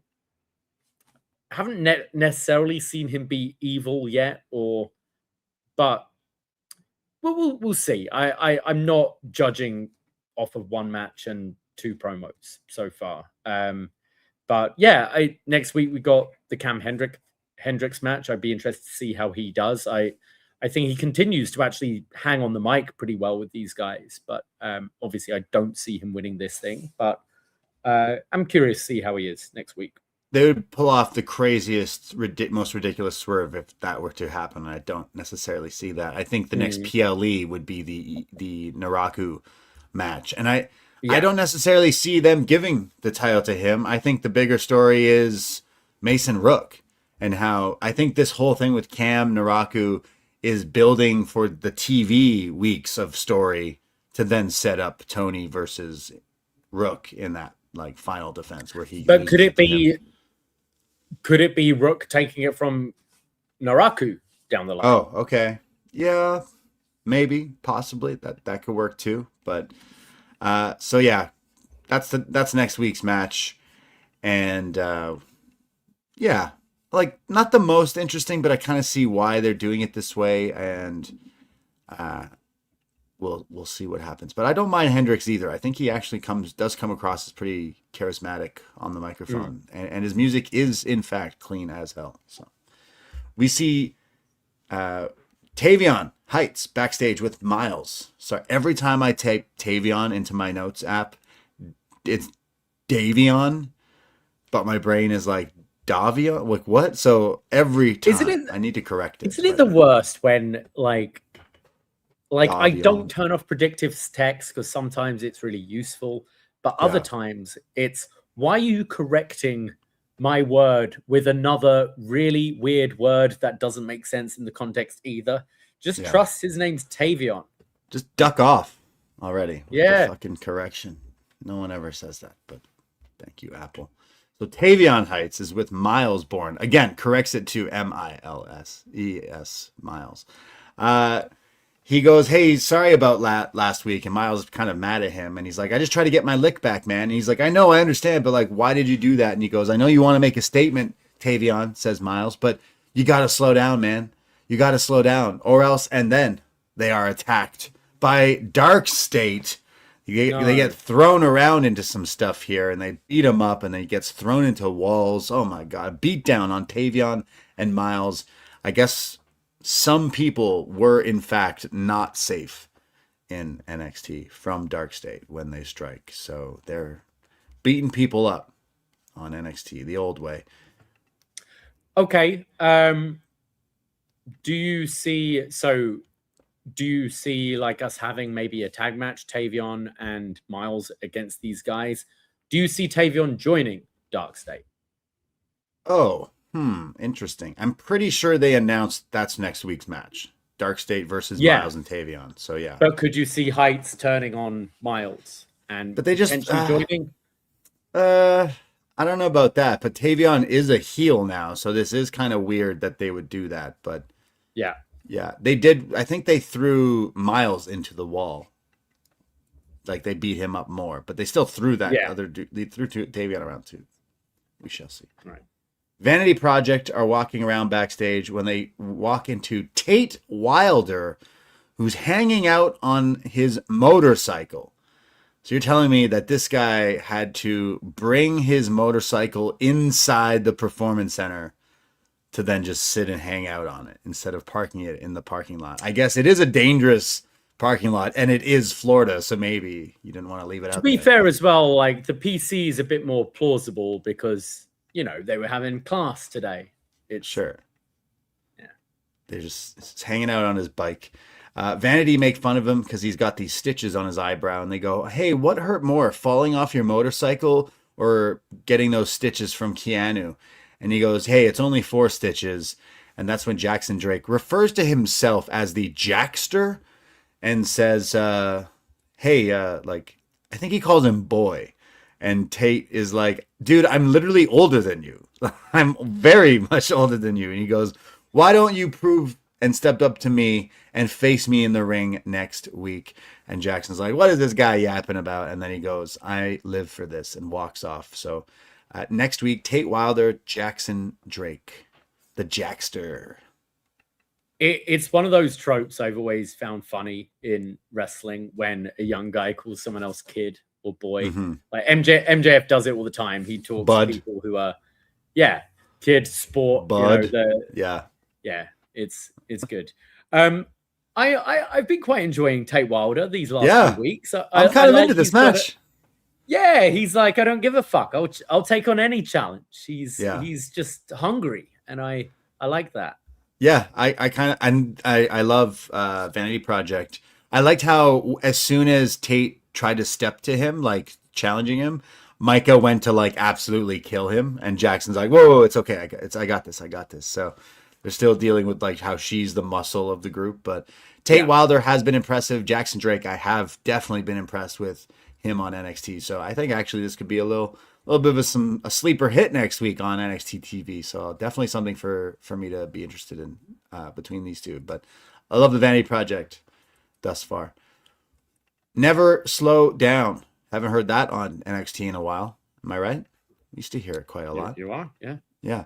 Nathan Frazer versus Romeo Moreno in the Speed Tournament, the International Speed Tournament. We have Axiom ringside for Nathan, and we have Noam Dar ringside for Romeo. Frazer runs the ropes and shows exactly what he was saying earlier, that he might be the fastest man alive, at least in WWE, because he runs at a crazy speed. You know, they put the clock up for Braun Breaker. I guarantee it would be significantly faster with Nathan Frazer. I know he's a lot smaller, but like he is like the Blur is basically what he is here, because he's running so fast and then hits this running kick to the face, sends him outside. There's a flying tope. There's then a flying inverted Spanish fly off the middle of the ropes for a 2 count. And then Moreno comes back, but then he gets super kicked in midair. He sends Nathan to the outside again. There's these flying moves. There's a German suplex, and then there's a Northern Light suplex that's countered into like a neck breaker from Frazer in the ring. A flying crossbody from Romeo that we saw last week, where he just goes literally soaring through the air here. Back in the ring, there's a superplex, and it's the move that Seth Rollins does that his protege Nathan Frazer does, like the superplex into the pickup into like the Falcon Arrow. But Romeo counters the Falcon Arrow part with an inside cradle, And with like a second or 2 or 3 seconds to spare, barely any time left, Romeo gets an upset and pins Nathan Frazer to advance in the speed tournament. And you just see Nathan Frazer like, what? No way. And yeah, this was a pretty impressive on time finish. I was looking at the clock. I'm like, there's no way he's going to be able, don't tell me they're going to do a double count out again. But very impressive with the time finish here as the birthright watch on from the perch. But yeah, another fun 3-minute match tonight. Yeah, I really like the match. I really enjoyed both speed matches this week. I actually think the speed division's possibly my favorite division in NXT right now, outside of the women's. I think they've done a great job, and I thought Romeo looked really good here. It's just, it is sad to see. I talked about this the other week when we were talking about Noam Dar and Tyler Bate and Pete Dunne. These still youngsters, like Nathan Frazer is still like young. What is he? Early 20s, I think. And is a veteran at this point. I don't think Nathan Frazer should be okay, he's 27, but still, yes, super young. I don't think he is someone who should be putting over these guys. Yeah, I think we haven't finished his development and giving him a go at how far he can go.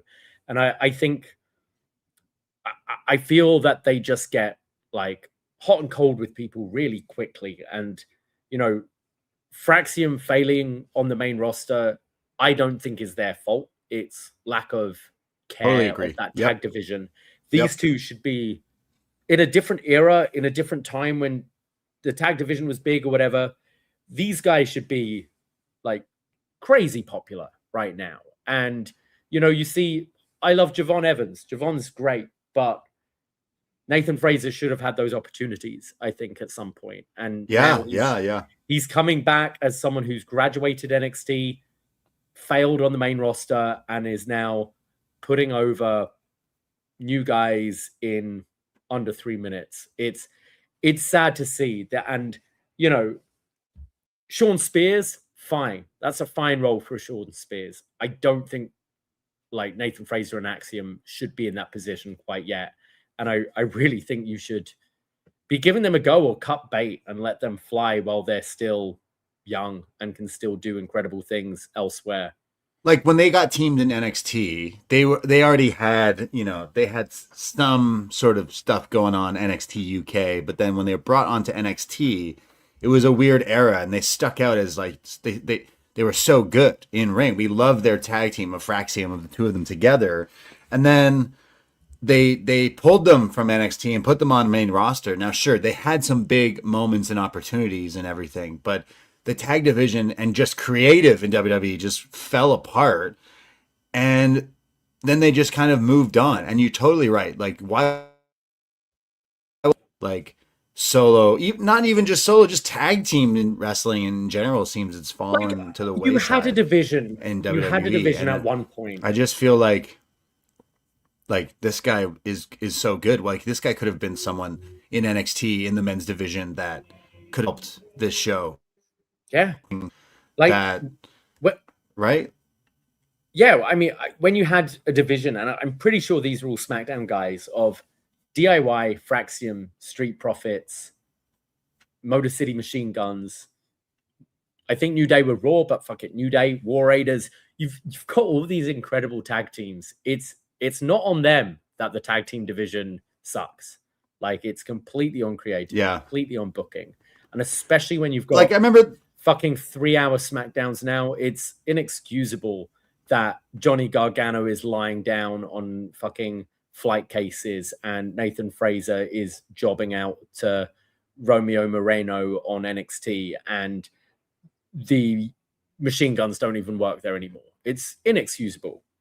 Yeah, absolutely crazy. This guy's super talented. I remember that AEW Dark thing, and then they plucked him and brought him here, and this run in NXT was good, but you bring these people up and you're like, nah, we don't see anything in them because you don't put steam behind them. You don't show people their story. Like DIY, I felt like was a bust on the main roster. These guys were a bust on the main roster. Sure, they had big matches and moments, but Not a lot. There should have been a lot more, and they should have been used properly. They should have been big stars in wrestling, honestly. But yeah, again, this Romeo kid is good. This is week 2 of seeing him in wrestling, and I'm like, yo, I love him. But yeah, he's like 22 or something. Like, looks like he's in high school. NXT Degrassi here. Like, it's just baffling that they, like, I could see them cutting Nathan Frazer and Axiom. Go back to AEW. I mean, honestly, they should. If this is what you're doing with them, like, before they're 30, whilst they have so much career left, let's see what they can do, because I don't care to watch this guy backstage talking to people, because he's not good at it, you know? Yeah, and they seem to do that way too much with him. At 100%. Least they did in NXT and maybe tonight. But yeah. So we will get Romeo versus Lexis King next week. Romeo. Izzy. No, Izzy. There's Izzy. There's Lizzie's. There's a lot of Z's on NXT. But Izzi Dame is backstage with Nico Vance, and they're like, "Hey, where is Spears? What's going on?" Like, and they're looking for Spears because Nico and Spears have a match against OTM, and he can't find him. So the match is next, though. So he's like, we better show up. As we cut to Mason Rook with Mr. Stone, and he's pretty angry that he doesn't have a match against Tony D for the NXT title. And Stone is like, hey, well, he did technically win the match. Like, even though you did do all the work, he snuck in there and got the pin. I'm sorry. And Rook says, like, hey, I will be gunning for that match. And Stone says, yeah, you have, down the line, I will remember that, maybe you should get an opportunity. Don't worry. And Rook says, oh, next week, I think I have some plans that might get me that match. So that was a problem I had with Tony D's promo earlier. Tony D kind of came out. Now that I think about it, Tony D kind of acting like a bitch. Tony D's like, yo, Naruko, why do you keep showing up? Yo, Tony, what about the guy who's been actually fucking you up? Who's killed you twice? I don't think Naruko's even touched you. Whereas he gave him a nice little letter, table runner, didn't he, with war written on it or whatever. Meanwhile, this big boy's like moonsaulting him and shit. It's like, yo, wouldn't you want to like call that guy out? Yeah. Yo, Tony D, what's going on, dude? Like, what? You scared? Tony D's scared, kayfabe wise, because Rook's like, give me the match. So yeah, I imagine this guy's getting the Shawn Michaels. Give Rook the Kevin Owens. Strap him up as fast as you can here. I've seen enough. Yeah. OTM make their entrance, and as they do, the chairman, Sean Spears, attacks them with the steel chair, and the match is called off instantly. I love how I've watched so many years of wrestling, and when there's an attack, it's played out. It's sometimes the match starts, sometimes it's this elaborate beatdown. It was a few chair shots, and they're like, well, I guess the match is canceled. It's like, hey, cool. I wasn't necessarily too thrilled to go watch this match anyway. Yeah, other times it's a title match and they break their leg and they're like, no, ring the bell. But a few chair shots to the back, nah, it's done. Cut the match. So it's like, all right, well, shit. So we cut to the women's locker room, and Callie Armstrong is there, and she's been saying she's looking to win titles in NXT, even both titles. And Thea is there and kind of be like, hey, like, don't think you're just going to win titles coming into NXT right away. Callie said, I think Callie called the women's locker room are all heifers. I think she said, geez, Callie. More cow references. Yeah. Anyways, so I guess this is the gimmick that NXT has been running of like, things are so frantic that like we have to go to the next segment or move things around because a match was canceled, right? Like that's been a trend on this show in recent months. We see Shiloh is backstage, and this is where we had the message board, I guess you could say, like with all these little things on this whiteboard of his petition, like the Shiloh Hill Mr. NXT thing, right? There's some Easter eggs. It said, I'm going to try and find this. I was trying to, but I couldn't. But I think it was people he was trying to ask to sign it, and on the list, or people who did. Hornswoggle, Matt Matthews, N.D. Tyson, Carl something. And then he has in a big bubble, it's like needs more Aussies. So then he looks around and he sees Zarya. So he's like, hey, Zarya, can you sign this? And she's like totally mean to him. She's like, no, absolutely not. And this is when she's attacked by Lizzie Rain because they're beefing. And they start to brawl backstage, but it's broken up by Mr. Stone. But yeah, Shiloh Hill looking for signatures. Did you find out what was on it? No, I couldn't find them. Oh, okay. Yeah, I couldn't find it. Shiloh Hill whiteboard, Shiloh Hill, more Aussies. no one's got a snap of it. I'm sure he will, but yes, Shiloh Hill for Mr. NXT. So we go from that. Did you vote for him? I did. Yeah, I did. I signed it. Oh, okay. I've got it. Okay. Now. What is it? What's on this? Let's have a look at this. Hornswoggle, Matt Matthews, Danhausen. Oh, nice. Andy Tyson, Carl Anthony Towns. I don't know what that is. Raccoons. Operation Share Red Hair. Australia. So currently he's had more raccoons signed than Australia, right. if I That's can fair. understand his graph.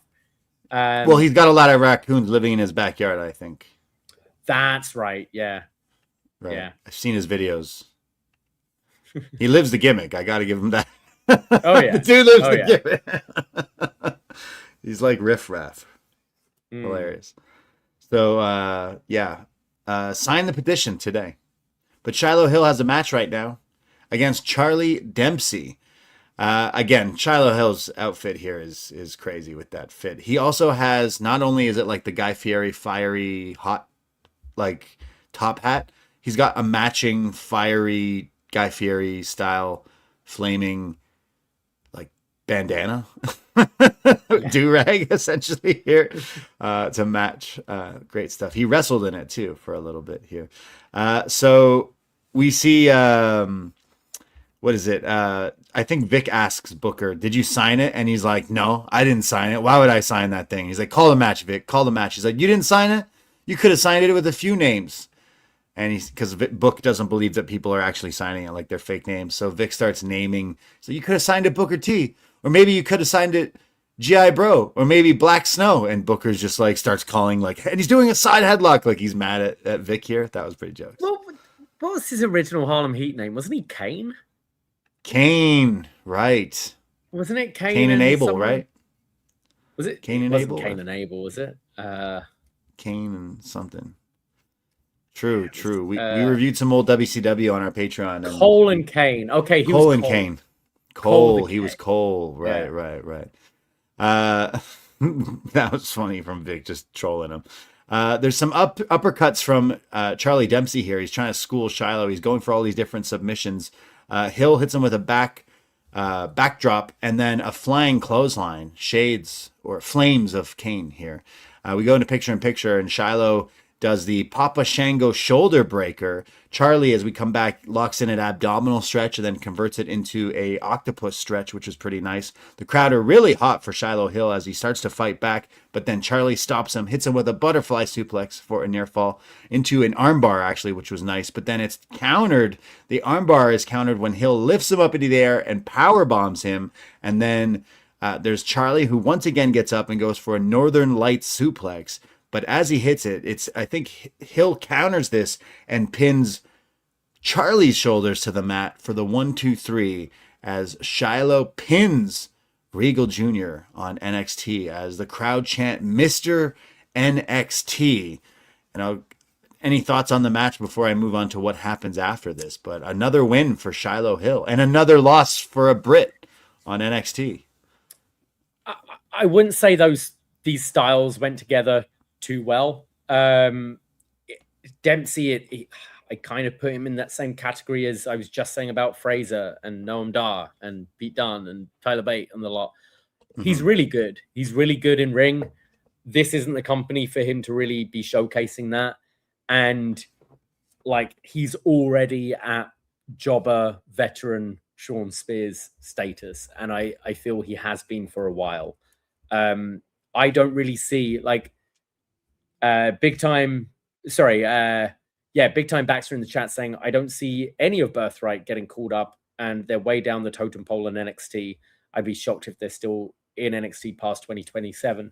Like, I don't like talking about people losing their jobs, but I don't see the bigger picture for these guys, even with the Regal connection there. I feel Dempsey would be so much of a bigger deal in other companies and stuff. And for sure, he's putting over your LFG guys. And I like Shiloh, and Shiloh's doing great, but it is sad to see like Dempsey's been at this level for years. I feel at this point.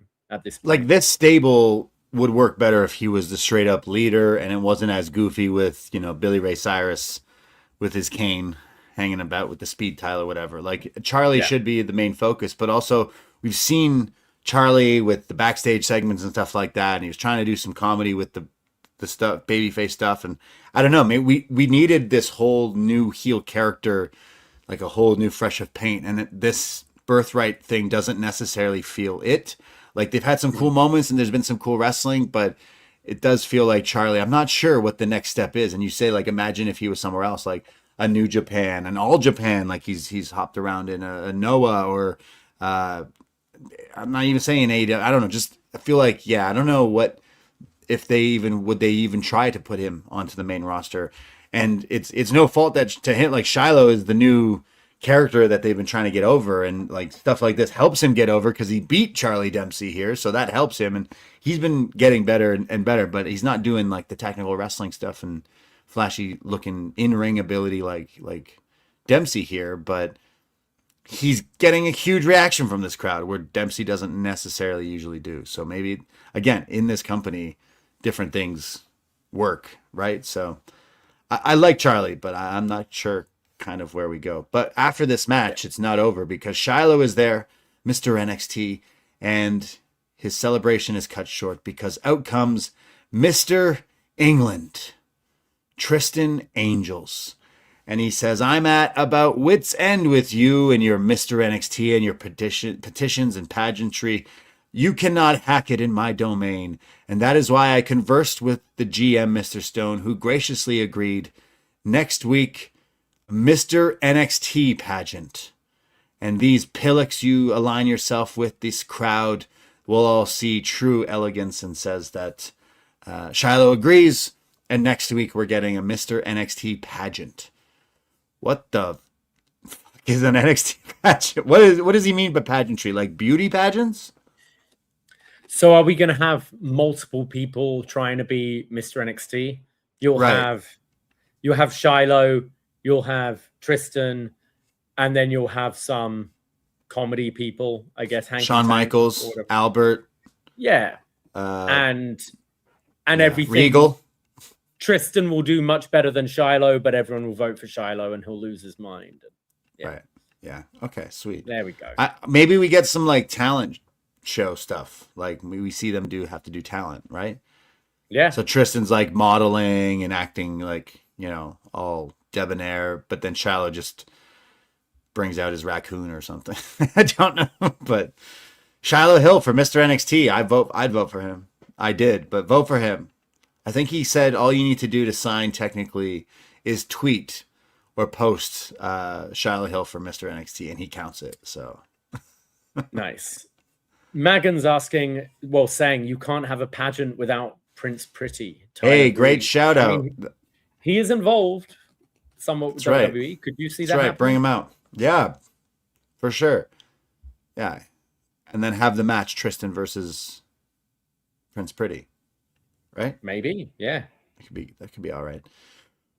We go from that to Izzy backstage. She's getting ready for her main event match, and she's kind of upset with Sean Spears. She's like, what the hell is wrong with you? And he's like, hey, look, I'm sorry, but you said last week, why did I make the tag match when you have this and you wanted to focus on you? So that's why he doesn't say it like this, but basically I ruined my own match so that we could just focus on yours. And she's like, yeah, well, that kind of did the opposite, but it's okay. She kind of does the thing where you can tell she's lying when she says, it's basically the in-person equivalent of, okay. I'm fine.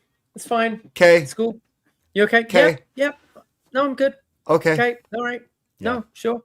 Fine. Whatever you want. Whatever you want to do. Fine. Yeah. It's okay. Yeah. Sean Spears Count your days, bro. This blonde says okay, you're done. You're cooked. Next week, Tony D'Angelo versus Cam Hendricks, Lizzie Rain versus Zarya, Dark State versus Miles and Tavion, plus the Jackson Drake versus Tate Wilder and the Mr. NXT pageant. So a lot to look forward to next week. NXT pageant. We go to our main event. Lola Vice, the NXT Women's Champion, putting her title on the line against Izzi Dame from the Culling. Right away, Izzi is very aggressive, trying to beat up Lola here. But Lola keeps countering her and putting into different submission attempts. The Culling is ringside and try to get involved when OTM come out because they're pissed about the attack earlier. So they all brawl and kind of classic wrestling trope. Hey, let's fight while we walk and leave the ringside area. So they leave, and Izzi is now on her own in this match. She's in control, though. She locks in a Boston Crab, the walls of Dame. Lola tries to come back and then shakes her booty, goes for the ass attack, but eventually gets a big boot and a sky high like we saw from Jaida early on for a 2 count. They start to fight on the apron, but they get back into the ring, and Izzi goes for her Busaiko knee finish that we've seen, but Lola gets out of the way, and the ref eats it. We get a ref bump here, taking the Busaiko knee, and then they both double clothesline each other. There's a strike battle. Lola starts to do these kicks and then gets caught with like the 3rd or 4th one, but then turns it into the back fist, but the ref is down. He finally gets up, but it's a 1, 2, but it's only a 2 count. Lola helps the ref get back up, who's really down for a long time. That is a pretty vicious knee strike, I guess. But as this is happening, Lola gets the belt thrown into her face and then kicked into her face. The ref counts the 1, 2, but Lola kicks out. Then there's a powerbomb attempt that's countered into this like guillotine triangle hold from Lola, and I thought Izzi was tapping out, but eventually gets out of it. Goes for her running knee kick again, but this time it's Lola connecting one more time with the spinning back fist, and Lola pins Izzi to retain the NXT Women's Championship. But what do you think of the main event? Well, first of all, is it a Walls of Dame or is it a Lion Damer? Ah, yes, it was right there. How did I mess that up? Yes, it was. I thought this was all right. I really like Lola Vice, but I do think in general in wrestling it's hard to book babyface champions, and I already feel a little bored of this Lola run. As much I'm pleased. I felt there were other moments where it would have meant more when she won the title, and I think she won it at a kind of limp time. And I don't think the run has been too interesting. I don't think the challenges have been too interesting. I think they did a good job during the match of some near falls with Izzi. I liked the near fall with the cheating and the title shot, because I think we've seen some shock wins in NXT over the years, and it's normally the babyface who suffers from them. So I bid on a couple of them, thought the match was fine. I didn't think it was particularly blow away. Yeah, I know what you mean. Like Lola won the belt, and then it's kind of been like, okay, now what do we do? So I think she needs more matches like this under her belt and defenses and stuff like that. So I think this was just okay. Like I didn't like it that too much. Izzi is the character I've not been liking the culling, and Izzi, her wrestling doesn't necessarily get me too excited. It's pretty middle of the road compared to some of the other people. Like on this same show, I saw some flying springboard DDTs, some cool stuff, and she just does big boots. She's added the flying knee. That looks cool, but she doesn't do a whole lot for me. So, and I do think maybe Lola still needs like something. I know what you mean. There's something maybe not clicking or connecting. Maybe just get her dad back on TV. That would definitely help to this character. But look, this wasn't a bad match by any means, and I totally bit on the title kick to the face. So that was something. I'm not writing Izzi or Lola off by any means. I mean, Lola is champion, definitely not. But like, it was fine. There was some good wrestling on this show, but this was definitely not my favorite match on it. I think we go back to Kendall Gray, Lola Vice. We could easily do the Kelani story. Like, what if Kelani, I think we were saying a few weeks ago, like the road here is Kelani wins it from Lola. Yeah. and then Kelani faces Kendall, and that's where she gets it, right? That's probably the base for the next little while. But after this, you thought the show was over. We see Dark State leaving the arena, the PC, and they said, "Oh, you thought it was over, huh? Well, Dark State's back, and we won all the gold. Dark State strikes. Ain't nobody safe." And when they walk off, everyone's safe. Everyone is safe. As they walk off, you see like a production truck in the distance. Saquon Sugars on a truck, watching, creeping like TLC here, just watching like Sting from a distance, plotting his revenge. So there you go. That was NXT.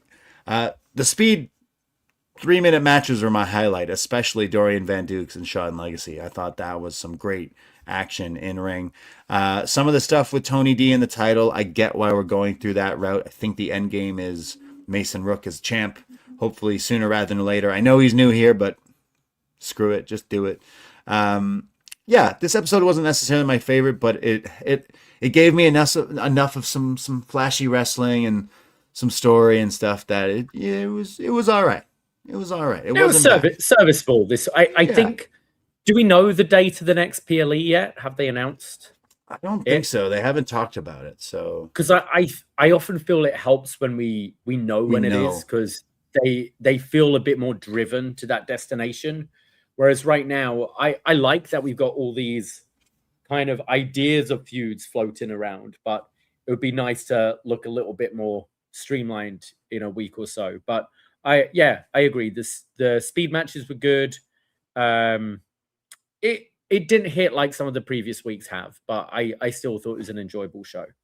Yeah, I agree. Like, still a fine wrestling show tonight, but they've still got my interest. And next week with some of the stuff we mentioned, I think there could be some good wrestling as well. They should announce a PLE soon. I know they made that deal with the CW, and obviously in Canada or international, we get it on Netflix and everything, but do one soon. Like, WrestleMania has been a while past now. Like, do one. Yeah. Let's go. Book one already. So there you go. That was NXT. We'll be back next Tuesday, every Tuesday, right here at Post Wrestling. I don't see any feedback. Did we get any feedback this week? One piece from Megan. If you're not a member of our Poison Rana Facebook group, what are you waiting for?